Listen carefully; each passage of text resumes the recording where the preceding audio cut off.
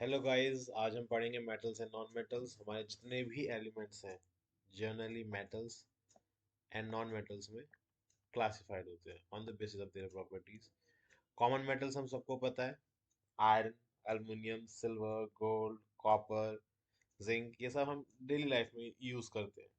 Non metals hydrogen, nitrogen, sulphur, oxygen, carbon, these are the common non metals. अब हम physical properties की बात करें। सबसे पहले लस्टर। मेटल के पास शाइनी सरफेस होता है जिसे हम बोलते हैं, इसलिए metals are lusters in nature. Non metals do not have shiny surface except iodine. आपके जितने भी मेटल्स होते हैं वो हार्ड होते हैं except sodium, lithium and potassium. ये इतने सॉफ्ट होते हैं कि हम एक नाइफ से नहीं कट कर सकते। नॉन मेटल्स जनरली सॉफ्ट होते हैं but the hardest substance is from non metals, that is diamond. ये आपके जर्नली सॉलिड स्टेट में रहते हैं एक्सेप्ट मरकरी। थर्मामीटर में देखा होगा आपने, लिक्विड स्टेट में होता है। आपका गैसियस या सॉलिड स्टेट में होते हैं एक्सेप्ट ब्रोमीन, नॉन मेटल्स। अब मेलिबिलिटी आपकी एक प्रॉपर्टी होती है जिसमें हम थिन शीट्स में चेंज कर सकते हैं। ये मेटल्स के अंदर जनरली शो होती है। एल्युमिनियम, गोल्ड, सिल्वर सबसे ज्यादा मेलिएबल मेटल्स में आते हैं, और नॉन मेटल्स आपके मेलिएबल नहीं होते। डक्टिलिटी, वायर्स में चेंज हो जाते हैं। मेटल्स ये शो करते हैं, copper wire, gold wire, silver wire. Non metals आपके नॉन डक्टाइल होते हैं, conductor of heat and electricity. Metals are the good conductor of heat and electricity. Silver and copper are the best conductors of heat and electricity. Lead, mercury are the poor conductor of heat. Similarly, आपके जो non metals होते हैं वो बिल्कुल भी heat और electricity को conduct नहीं करते एक्सेप्ट ग्रेफाइट। इसका रीजन हम नेक्स्ट चैप्टर में पढ़ेंगे, कार्बन कंपाउंड्स में। डेंसिटी, जितने भी मेटल्स होते हैं जनरली उनकी हाई डेंसिटी और हाई मेल्टिंग पॉइंट होता है एक्सेप्ट पोटेशियम एंड सोडियम। अब हमारे जितने भी नॉन मेटल्स होते हैं इनके पास लो डेंसिटी होती है और लो मेल्टिंग पॉइंट होता है, इजीली मेल्ट हो जाते हैं। Sonorous metals ringing sound produce करते हैं जिसे बोलते हैं हम sonorous. Non metals are not at all sonorous. Oxide, metallic oxide are basic in nature, non metallic oxides are acid in nature. अब हम बात करते हैं केमिकल प्रॉपर्टीज ऑफ मेटल्स की। सबसे पहले हम बात करते हैं मेटल्स विद एयर, यानी कि ऑक्सीजन के साथ मेटल्स कैसे रिएक्ट करते हैं। सबसे पहले जो आपका मेटल है वो आपका मेटलिक ऑक्साइड बनाएगा जब भी ऑक्सीजन के साथ रिएक्ट करेगा। अब हर मेटल O2 के साथ अलग अलग रिएक्टिविटी दिखाते हैं।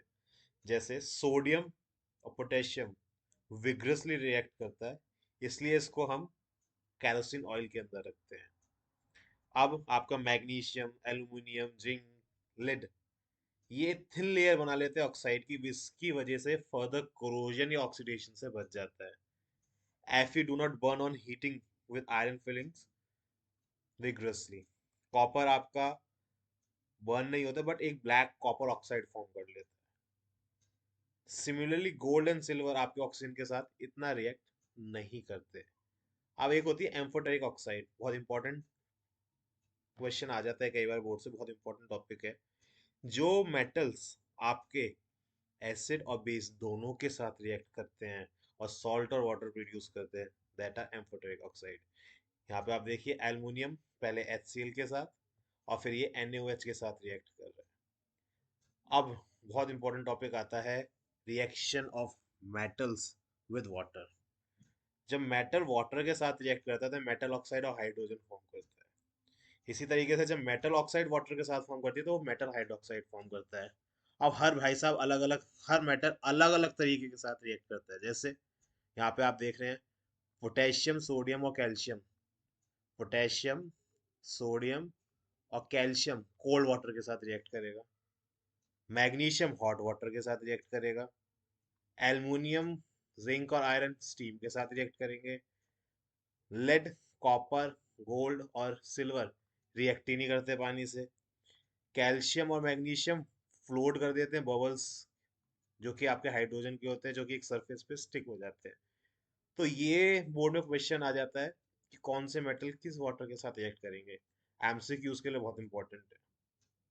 अब मेटल्स की एसिड के साथ हम बात करते हैं, ये पिछले चैप्टर में हमने पढ़ा था, सॉल्ट प्लस हाइड्रोजन गैस ये फॉर्म करते हैं।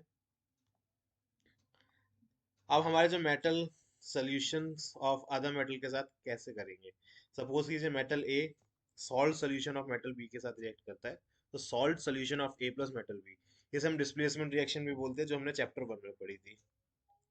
अब डिस्प्लेसमेंट रिएक्शन हमारी इस रिएक्टिविटी सीरीज के ऊपर बेस्ड होती है। जो ज्यादा रिएक्टिव मेटल है वो कम रिएक्टिव मेटल को डिस्प्लेस कर देता है।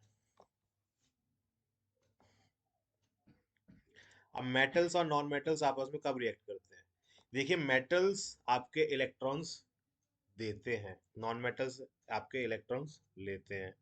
तो जो हमारे मेटल्स हैं जनरली डोनर होते हैं, और जो हमारे नॉन मेटल्स होते हैं वो एक्सेप्टर होते हैं। तो जो रिएक्टिविटी है वो आपकी टेंड करती है कंप्लीटली फिल्ड वैलेंस शेल चाहिए सबको। तो यहाँ पे एक एग्जांपल है आपका, यहाँ पे सोडियम के पास लास्ट शेल में एक इलेक्ट्रॉन है, यहाँ पे देखिए आप, लास्ट इलेक्ट्रॉन, लास्ट शेल में एक इलेक्ट्रॉन है। इसी तरीके क्लोरीन के पास 7 है, उसे एक इलेक्ट्रॉन चाहिए, तो होगा क्या, यहाँ पे Na उसे एक इलेक्ट्रॉन देके NaCl बन जाएगा आपको। ये होते हैं आपके आयनिक कंपाउंड्स। अब इनकी प्रॉपर्टीज क्या है, अब आपके जितने भी आयनिक कंपाउंड्स हैं वो सॉलिड और हार्ड होंगे, generally brittle, melting point boiling point high, solubility water में आपके होते हैं और इनसॉल्युबल होते हैं solvents like petrol kerosene. Electricity आपके कंडक्ट करेंगे केवल मॉल्टन स्टेट में, सॉलिड स्टेट में नहीं करेंगे। अब हम बात करते हैं अक्रंस ऑफ मेटल मेटलर्जी पे हम शिफ्ट करते हैं। जो हमारे मिनरल्स होते हैं वो एलिमेंट्स या कंपाउंड्स होते हैं जो हमें नेचुरली अर्थ क्रस्ट से मिलते हैं, जिन्हें हम बोलते हैं मिनरल्स। अब इनकी जो ओर्स हैं, जो ओर्स होती हैं वो मिनरल को हाई परसेंटेज में एक पर्टिकुलर मेटल को कंटेन करती है। अब हमारे जो potassium sodium calcium magnesium aluminium बहुत हाईली रिएक्टिव मेटल्स हैं, इनको हम फ्री स्टेट में नहीं ढूंढ सकते, we can not extract them in free state. तो इनकी जो एक्सट्रैक्शन होती है वो इलेक्ट्रोलिसिस के थ्रू होती है। अब जिंक आयरन लेड कॉपर और मरकरी, ये आपके जनरली सल्फाइड ऑक्साइड कार्बोनेट्स के फॉर्म में रहते मिलते हैं, तो इनके अंदर हमें कार्बन को रिड्यूस करना पड़ेगा। और सिल्वर और गोल्ड हमें जनरली फ्री स्टेट में मिल जाते हैं। तो सबसे पहले हमारा क्या प्रोसेस है एक्सट्रैक्शन का, हम एनरिचमेंट ऑफ ओर्स को ढूंढते हैं, एक्सट्रैक्ट करते हैं मिनरल्स को मेटल्स को, और फिर उन्हें रिफाइन करते हैं। अभी हमने ये ऊपर पढ़ा था कि यहाँ पे अगर हाईली रिएक्टिव है तो इलेक्ट्रोलाइसिस करेंगे, या आपका जो मीडियम रिएक्टिव है वो जनरली या तो आपका कार्बोनेट फॉर्म में होगा या सल्फाइड फॉर्म में होगा। अगर कार्बोनेट फॉर्म में होगा तो हमें कैल्सिनेशन करनी पड़ेगी, सल्फाइड फॉर्म में होगा तो रोस्टिंग करनी पड़ेगी। आपके जो लो रिएक्टिविटी वाले वो सल्फाइड ओर में मिलेंगे, तो वहां पे आपको हमें रोस्टिंग ही करनी पड़ेगी। अब हम बढ़ते हैं एक्सट्रैक्शन के साथ कौन कौन से आपके टर्म्स जुड़े हुए हैं इंपॉर्टेंट। उसमें सबसे पहले आता है आपका गैंग। ओर्स के साथ बहुत सारे कंटेमिनेंट्स होते हैं, बहुत सारी इम्प्योरिटीज होती है, जैसे सॉइल सैंड, उसे हम गैंग बोलते हैं। अब रोस्टिंग, अभी हमने एक मेथड पढ़ा था, जितनी भी सल्फाइड ओर्स होती है उनको ऑक्साइड में कन्वर्ट किया जाता है by heating strongly in the presence of air. इस प्रोसेस को हम बोलते हैं हम रोस्टिंग। फिर आता है हमारा कैल्सिनेशन। कैल्सिनेशन हमारा कार्बोनेट ओर्स के साथ होता है, इसमें भी हम लिमिटेड एयर के अंदर उसको हीट करते हैं। फिर रिडक्शन में क्या होता है, हम कॉरस्पॉन्डिंग मेटल को एक रिड्यूसिंग एजेंट लाइक कार्बन के साथ रिएक्ट करके रिड्यूस करके उस मेटल को ले लेते हैं। अब रिफाइनिंग, एक आपकी इलेक्ट्रोलाइटिक रिफाइनिंग होती है, इसमें एक एनोड पे होगा आपका इम्प्योर मेटल, कैथोड पे आपकी प्योर स्ट्रिप बनेगी प्योर मेटल की, यहाँ पे हमने कॉपर का एग्जांपल ले रखा है।